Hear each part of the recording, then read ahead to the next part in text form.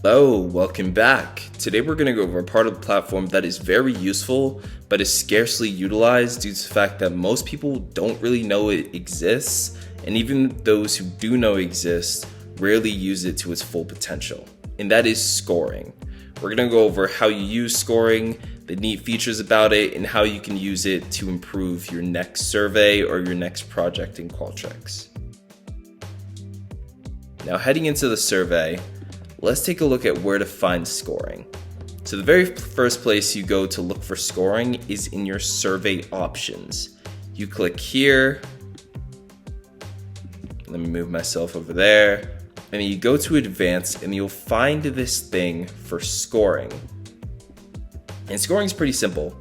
For each of these questions in your survey, you can just auto assign a score to each of the different selections or manually type in the score that you'd give for each selection based on if it's correct or not. Like let's say it's a binary decision where it would be zeros and ones or zeros and tens or something like that. Or if each selection has a specific weighting, you can apply that weighting here and then just apply these scores so that when someone selects on something, they get a specific score, which is then totaled per section and at the end of the survey once they're all complete. So I'm going to clear this out and then we're going to do a couple tests where I'm going to take the survey without the scoring, and then we'll see a neat feature about scoring that can be applied after some responses are already collected. So this, I'm just going to speed right through it.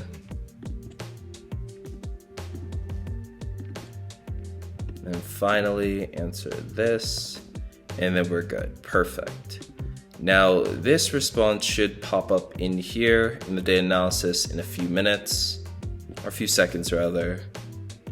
And I'm going to generate a few test responses, let's say 5, just to get some data in the data analysis. And then we're going to see the second neat feature about scoring that people don't really know and is tremendously helpful.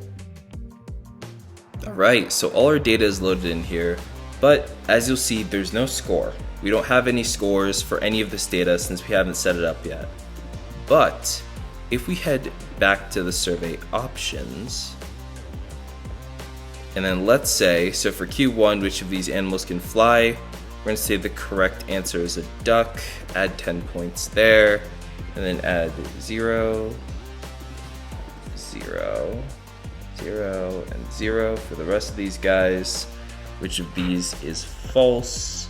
This one's false. We're gonna add 5 points here. 0, 0, 0. Now I'm gonna go back. I'm gonna add maybe like 3 points here for a good effort. Add 5 points in there. Which of these is the most true? Let's say 1 point for this. Ducks can live on the moon. Probably 0 points for that. Pigs can fly, they definitely can't, 0 points there. Bears can ride bicycles, let's do 10 points there. And which one of these is the least false? So this one is going to be 10 points. This one's going to be 0 points. It's going to be like 1 point, and then this one might be like 5 points. Meaning of life. This one, let's say 10 points here. 20 points here, and like 5 points there. And then lastly, this one, let's give it a 50 points there for 42. And like 20 points here, and then 5 points in there. So once we've published all the scores for each of the different sections, then let's head back into data analysis and see the neatest feature about scoring that exists on the Qualtrics platform. And the neatest part about scoring is that even if you added it after the responses were already collected, it retroactively fills in for all the previous responses so that you don't have to go in and manually calculate that. So after I collected these responses, I added the scoring afterward, and the scoring still filled in for them. So for all of these 6 responses, the scoring filled in, backfilled them with the scores they would have gotten if they had taken them with the scoring turned on in the first place. This is the neatest feature about scoring, and is something which separates it from something like embedded data, which only works for new responses moving forward. And that's why every time someone does have a scoring feature on their survey or they're trying to calculate something, I always suggest they use this route instead of using those calculations with embedded data, since you do have this neat quality of backfilling previous information. Now, the second cool feature about scoring is this. Let's head back into the survey builder, head here to the survey options, and what you can do once you go to scoring is you can segment different scores into different categories. So if you go here to scoring options, you can create different categories for different sections of your survey so you can see scores on a section by section basis. This is really good if you're taking a specific survey that does have score breakdowns, let's say, for specific categories. An example of which comes to mind is, let's say someone is taking a survey for a diagnosis of some condition. They score high on a certain section, low on a certain section, and high on a third section. These three sections won't necessarily make sense put together in a total score, but on a section by section basis, they do make sense to help aid a doctor in performing or evaluating that diagnosis to give them a particular prescription or to diagnose the condition more clearly. And this is a section which is really useful, especially if you do have those demarcated sections for different types of questions that may be unrelated if you totaled everything together. So I'm going to add 3 sections in here: easy, medium, and hard. I'm going to keep this score section as a total. And then in these different sections, I'm going to assign the different scores to the different sections. So in this case, when I go to easy, I'm going to check on the easy questions and then give them the scores I did before. I believe I give that a 3, a 5, a 0, a 0.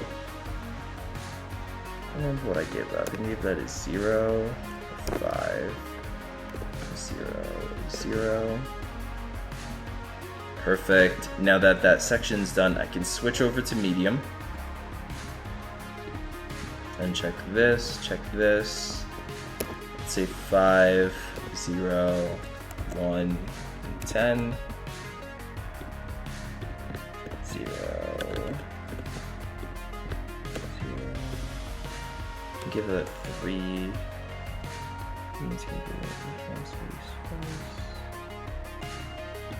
Give this a 10, give this one a 1, and this mic a 3, something like that. And then finally, I switch over to hard. I believe I gave that like a 50, 20, 10, and a 50,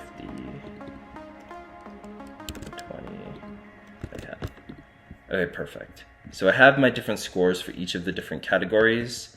Now when I publish this, I have the option to do 2 things with this score. The first option is to either show the categories at the end of the survey or after each question. The survey builder to make sure it's published. Perfect. Now let's refresh. Penguin, 9, pairs, breathe, experience 42. Alright, now when it's all said and done, my score gets totaled and I'm presented with it.